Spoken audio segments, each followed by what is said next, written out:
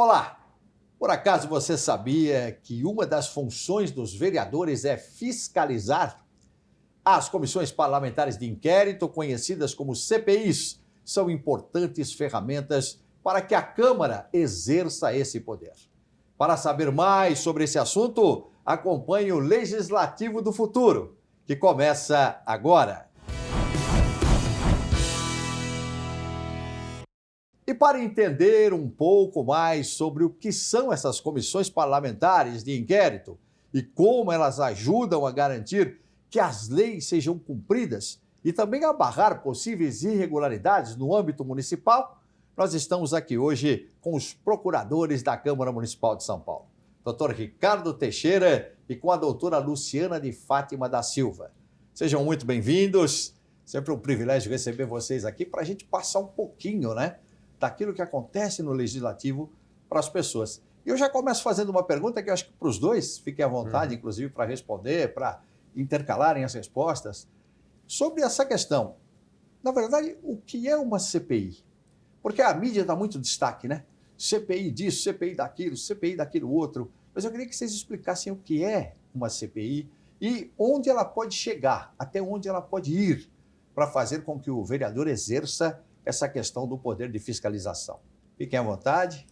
Se a doutora quiser começar. Quer começar? É um prazer estar aqui também, conversar Obrigado. com vocês, trazer para a população essas contribuições, esses esclarecimentos. A CPI ela é um excelente instrumento para viabilizar o exercício da função de fiscalizar da Câmara, como você disse. Essa função está prevista na Constituição, entre as atribuições da Câmara, ali ao lado da função de legislar, é tão importante quanto. As comissões ordinariamente fazem a função de fiscalização dos serviços públicos, das políticas públicas, se tem alguma irregularidade, se tem alguma melhoria para ser feita, mas uma CPI ela se destaca porque ela vai incidir sobre um fato determinado e ela tem um rol de poderes maior para atuar. Então, ela tem uma possibilidade de trazer resultados mais precisos, Ela tem um poder maior para atuar.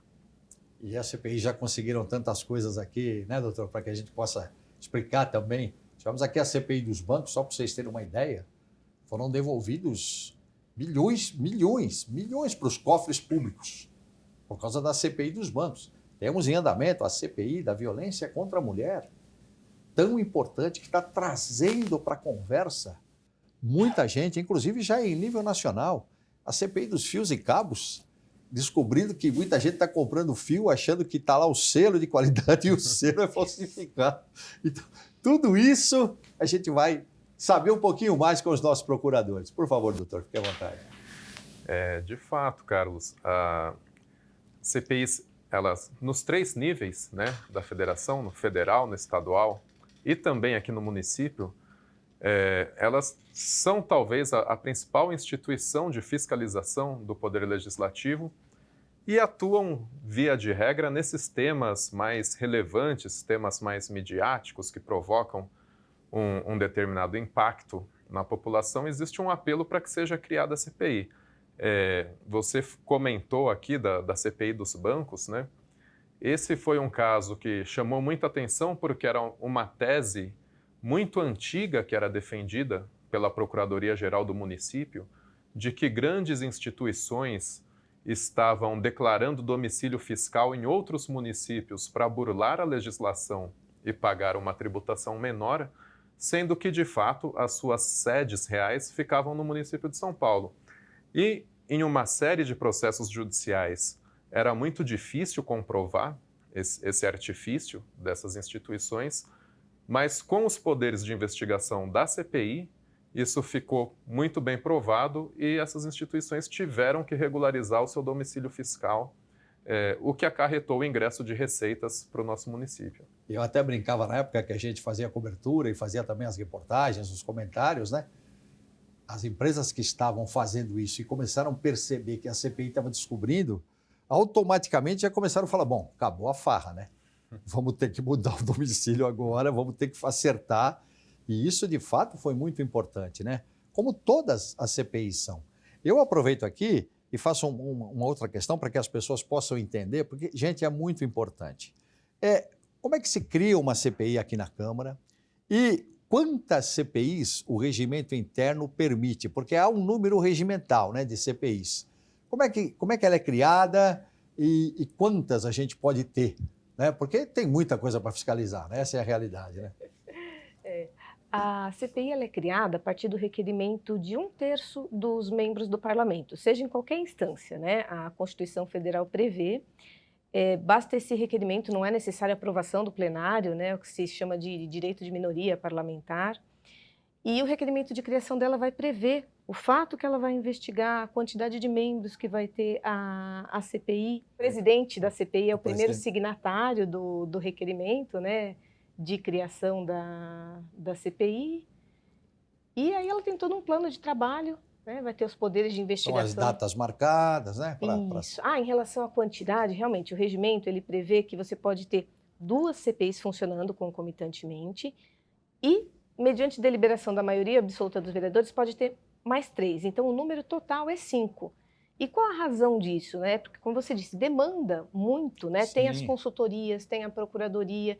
Então, a CPI ela é uma coisa séria e é para funcionar. Então, para que tenha condição de funcionar bem, existe essa limitação de 5 que o regimento interno entende que é o que pode, no limite, funcionar aqui para adequadamente ter um suporte, ter condição de desempenhar seus trabalhos. E normalmente tem um número de vereadores, né?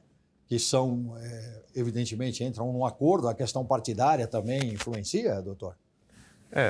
Geralmente as CPIs aqui da Câmara de São Paulo são criadas com 5 ou 7 vereadores, né? Sendo que a composição da CPI deve ser proporcional às bancadas dos partidos. Então, embora a CPI seja a expressão de um direito das minorias parlamentares, como pontuou a doutora Luciana, na composição da comissão devem estar representadas todas as correntes ideológicas que atuam no parlamento.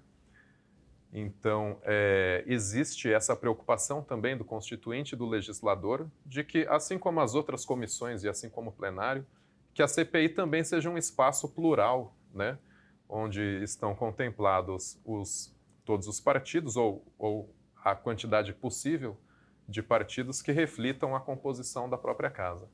Em princípio, né, doutora, ela tem um prazo. Mas, desde que as investigações prossigam, havendo a necessidade, ela pode ser prorrogada também, né? Sim, pode. Ela pode ser prorrogada aqui na Câmara. No âmbito da Câmara, o prazo é de até 120 dias, permitindo mais 2 prorrogações por até 120 dias. Né? Isso cada regimento interno de cada casa legislativa vai disciplinar.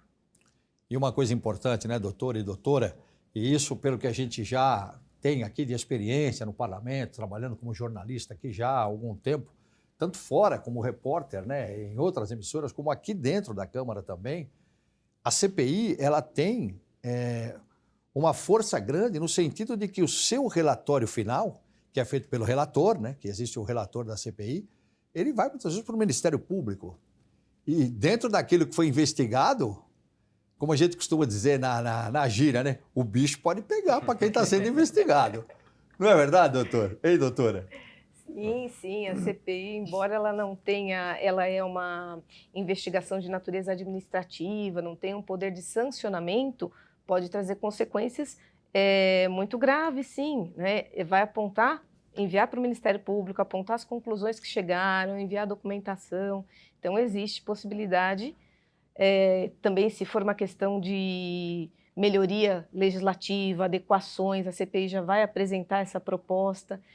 Né? E sem contar que no curso dos trabalhos pode acontecer isso que você disse, né, Carlos? A própria empresa que estava praticando alguma irregularidade, vê que o bicho pode pegar pro lado dela, já vai se readequa, Mas é verdade. Né? E o senhor sabe, doutor, que isso está acontecendo? Eu citei a CPI dos fios e cabos, e isso está acontecendo porque a CPI que está sendo realizada aqui na Câmara Municipal, ela, a partir do momento que ela descobriu que as pessoas muitas vezes estão comprando gato por lebre, você tem lá um cabo que, teoricamente, ele está com selo, só que esse selo, de repente, é falsificado. Então, vai instalar em casa, começa a esquentar os fios, pode dar curto, pode ter incêndio. Então, isso chamou muita atenção, né? E é uma das CPIs que está acontecendo aqui e que está, eu sempre costumo dizer, ela reverbera em nível nacional. Porque o pessoal começa a se mexer também no Congresso. Falou, opa, peraí, será que é só lá em São Paulo? Será que aqui também não está acontecendo? Então, tudo isso é importante. Eu acho que é um papel fundamental do vereador que traz, por exemplo, diversos assuntos e investigações em nível nacional, né? Acontece muito, né? De vocês mesmos estão acostumados a ver que a coisa reverbera também, né?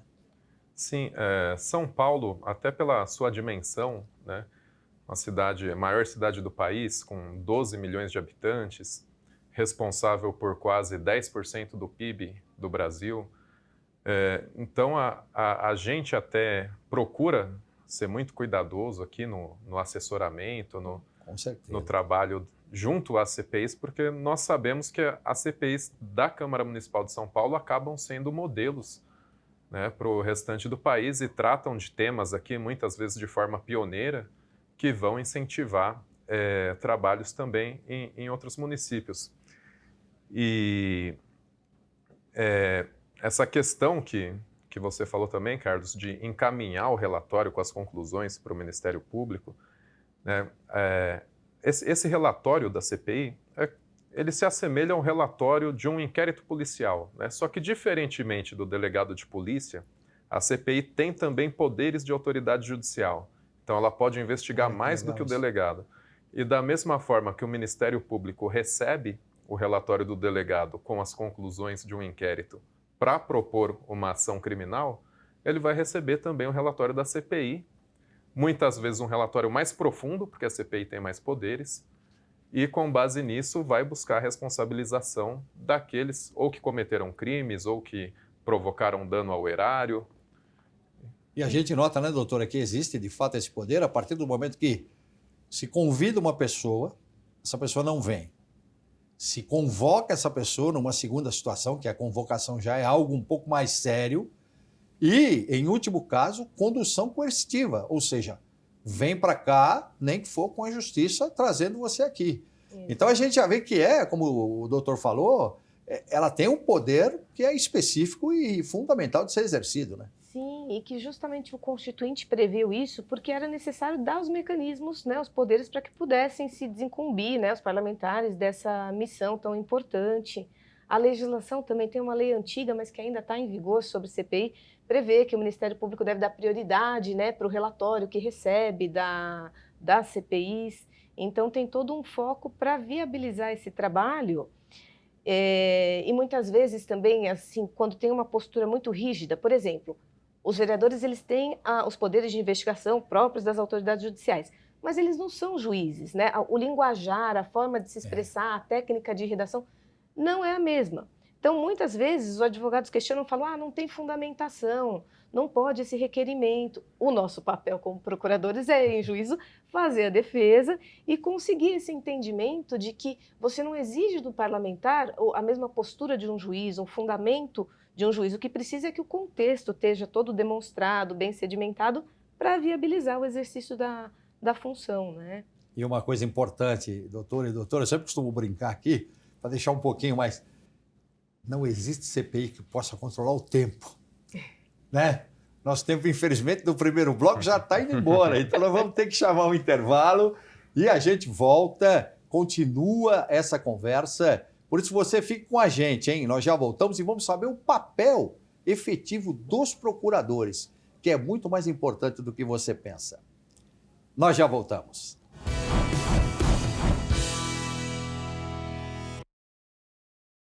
Toda segunda-feira, às 16 horas, recebemos no Legislativo do Futuro convidados para falar sobre temas que são de interesse do cidadão paulistano. Caso tenha perdido algum programa, não tem problema. Todas as edições estão na nossa playlist do YouTube. Basta apontar a câmera do seu celular para o QR Code que aparece aí na sua tela.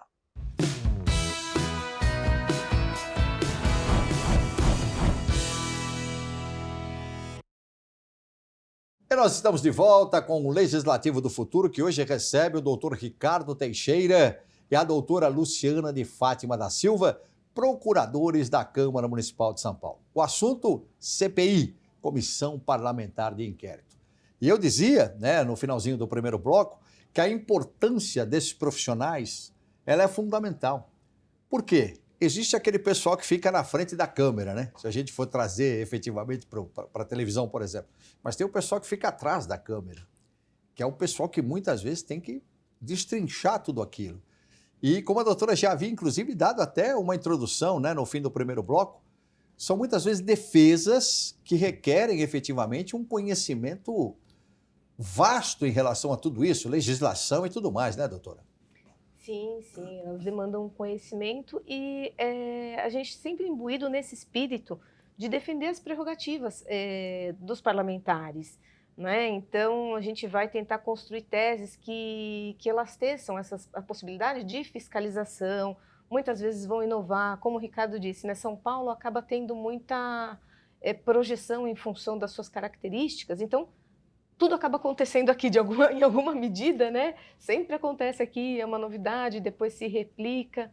Então, na Procuradoria, a gente desempenha esse papel e também de orientação, lógico, para que o trabalho da CPI se desenvolva dentro dos parâmetros da legalidade, né? Para que tenha o respeito aos direitos das pessoas que estão sendo ouvidas, comunicação com os advogados, né? Toda essa orientação para que aconteça de uma forma segura o trabalho. E o doutor Ricardo falava num tema interessante agora, durante o nosso intervalo, sobre a questão das pessoas muitas vezes terem que vir falar, mas ficarem em silêncio, né? Se reservarem ao direito. E isso é um direito permitido, efetivamente, né? Que a justiça dá às pessoas, e muitas vezes elas ficam em absoluto silêncio, né, doutor?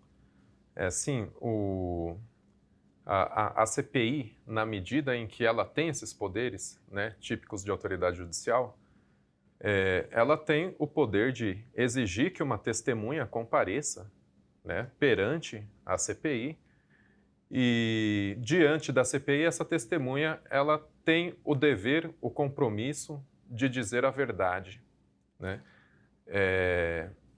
E, inclusive, de não calar sobre aquilo que sabe, né, a respeito daquele fato que está sendo investigado. Mas, por outro lado, existe uma outra garantia para essa testemunha, que é a garantia contra a autoincriminação. Então, ninguém é obrigado a produzir provas contra si mesmo.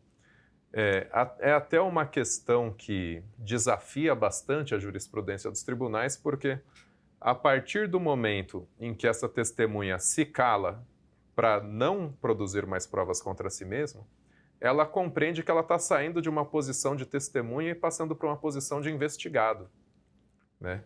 Então, inclusive, para isso, doutor, muito importante. Para a orientação dos parlamentares, é muito importante que eles tenham em vista quem é testemunha e quem é investigado, porque o tratamento é diferente de um e de outro. E a testemunha, numa dessa, pode virar investigada, né? Porque está se calando, né? Muitas vezes está omitindo informações que seriam importantes e, de repente, a própria CPI fala, não, peraí, então está escondendo alguma coisa, né? Se não quer falar. Eu acho que é bem por aí, né? A pessoa, ela não pode, o silêncio não pode ser interpretado contra ela, né? O silêncio é uma garantia constitucional que ela tem, mas, obviamente, que para o prosseguimento da investigação, esses parlamentares já vão perceber que talvez exista ali alguma coisa que justifique mergulhar um pouco mais a fundo. É um indício, né? É um indício que tem que ser seguido. Tem uma pergunta aqui interessante, porque nós temos as comissões temáticas, né, que a gente tem aqui na Câmara Municipal de São Paulo. Temos algumas comissões extraordinárias também.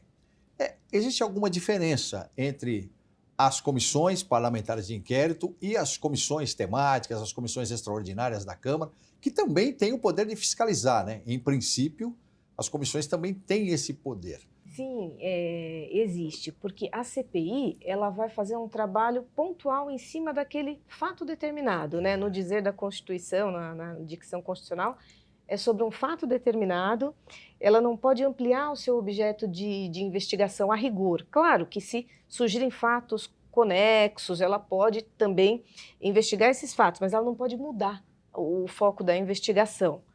Ela tem um prazo determinado, então ela é uma comissão temporária. E também a extensão dos poderes que ela tem para investigar, que ela tem o poder de convocação, o poder de fazer diligências, né? Então ela tem poderes muito mais amplos para poder executar essa fiscalização direcionada àquele ponto. Exatamente. A senhora tocou num ponto que eu acho que é fácil para o telespectador entender, Nós temos, por exemplo, as 7 comissões, que são as comissões temáticas, que são permanentes. A CPI já não, né? Ela tem um prazo, então é o que a doutora está explicando. E outra coisa que eu queria também que o doutor falasse, a doutora também, a CPI, ela tem uma atividade de fiscalização. Ela é, né, desenvolvida também pelos vereadores que podem convocar diligências, solicitar documentos, convocar testemunhas. Então, tudo isso é prerrogativa. A gente já viu várias vezes, né, os vereadores aqui da Câmara saírem das diversas CPIs, saírem em diligências para irem até os locais. Quando houve aquela CPI que estava a questão da poluição do ar, né, que tinha aquela história lá de Mauá, que também a Prefeitura de Mauá, lá, o pessoal também se envolveu nessa CPI. Houve diligências importantes para comprovar, porque tinha aquela história das pessoas estarem doentes porque estavam respirando um ar poluído por causa lá de Mauá, de onde funcionavam as empresas lá que soltavam gases e tudo mais.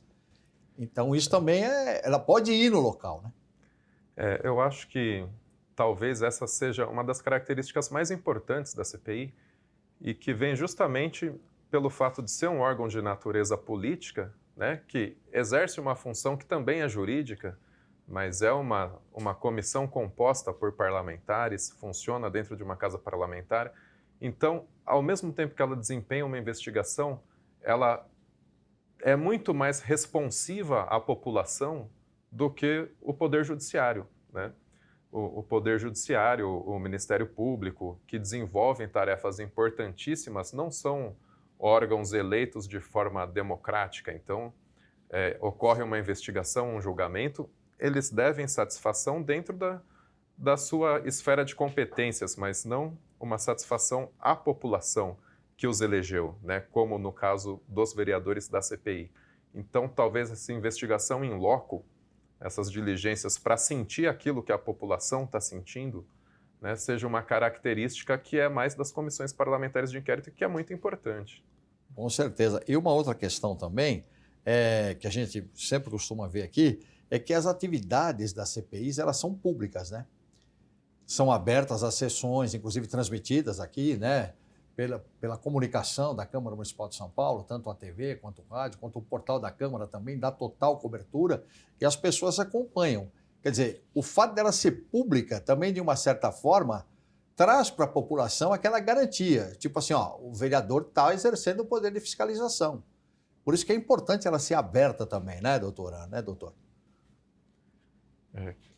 Fica à vontade, doutora. É excelente. Eu acho que essa questão da transparência, da publicidade, da população ter acessível o acompanhamento, né? Pode vir participar presencialmente aqui, assistir, pode acompanhar pela internet, como você colocou, né? Então, assim, o trabalho é todo público, ressalvado só quando você está em curso com alguma linha de investigação, vai programar uma diligência, vai fazer alguma coisa que possa ter um prejuízo se aquilo for levado ao conhecimento antecipadamente, sim. Aí a gente fala que a publicidade, nesse caso, ela é postergada, né? Então, preserva-se o interesse da investigação, é realizada aquela providência, mas depois tudo fica acessível, porque a população tem que ter condição de saber o caminho que foi percorrido, o que o legislativo está fazendo. Principalmente, né, doutor, naquele caso de uma diligência, né? Você tem que dar uma incerta lá. E se as pessoas ficam sabendo, já preparam ali, olha, peraí, isso aqui a gente vai poder mostrar, não vou mostrar isso, não vou mostrar aquilo. Então, evidentemente que isso que a doutora falou é muito importante. Então, como o doutor já havia falado, é a história da investigação, né? Muitas vezes a investigação, ela não é passada para a imprensa. Por quê? Porque está sigiloso ali, precisa primeiro se averiguar para depois descobrir. É bem isso, né, doutor? Da mesma forma que um juiz que está conduzindo um processo criminal, muitas vezes ele precisa decretar segredo de justiça, né? Porque se aquelas informações, aquelas provas que chegaram, se elas vierem a público, né, uma pessoa investigada pode se evadir do país, ela pode destruir provas, ela pode ameaçar testemunhas.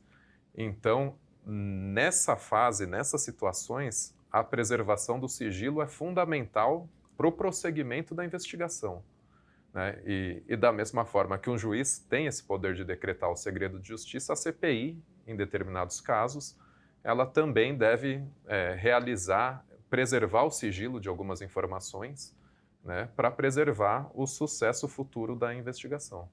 E uma coisa importante, né, que vocês sempre falam aqui, e a participação de vocês é fundamental, porque a CPI, aquilo que a gente já falou aqui, ela tem um relatório final que vai para o Ministério Público. O Ministério Público nos representa toda a população. E ele é que vai dizer o seguinte para a Justiça: ó, Justiça, tem coisa aqui. Então, a Justiça resolve se vai processar ou não.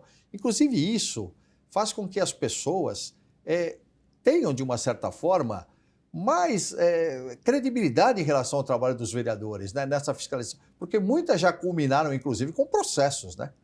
CPIs que saíram daqui, começaram a investigação aqui, acabaram virando processos e pessoas processadas, enfim.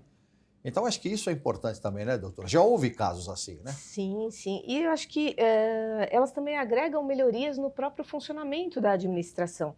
Por exemplo, eu assessorei uma CPI em 2009, faz bastante tempo, mas ficou marcada a questão era lançamento de IPTU, a discussão, tinha uma divergência. Então, o que se concluiu ali?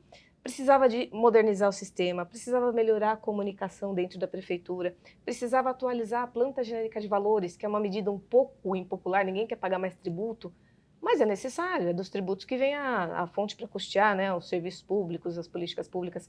Então, essa CPI trouxe uma melhoria, né? Às vezes não é só uma questão de corrupção, de desvio, pode acontecer, mas tem também toda uma melhoria para o processo de funcionamento da administração, que pode contribuir. De qualquer forma, doutora, quero parabenizá-la pelo trabalho. Obrigada. Doutor também, doutor Ricardo, doutora Luciana.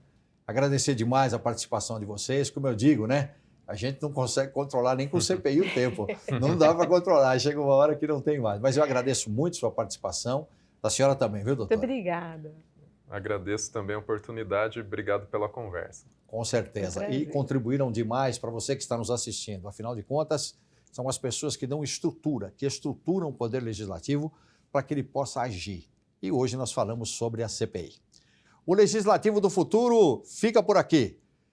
Se você está nos acompanhando pelo YouTube, atenção, não se esqueça de se inscrever no canal e comentar o que achou desse programa. E siga também o nosso perfil no Instagram, o @Câmara São Paulo. Rede Câmara São Paulo, sua conexão com a política da cidade.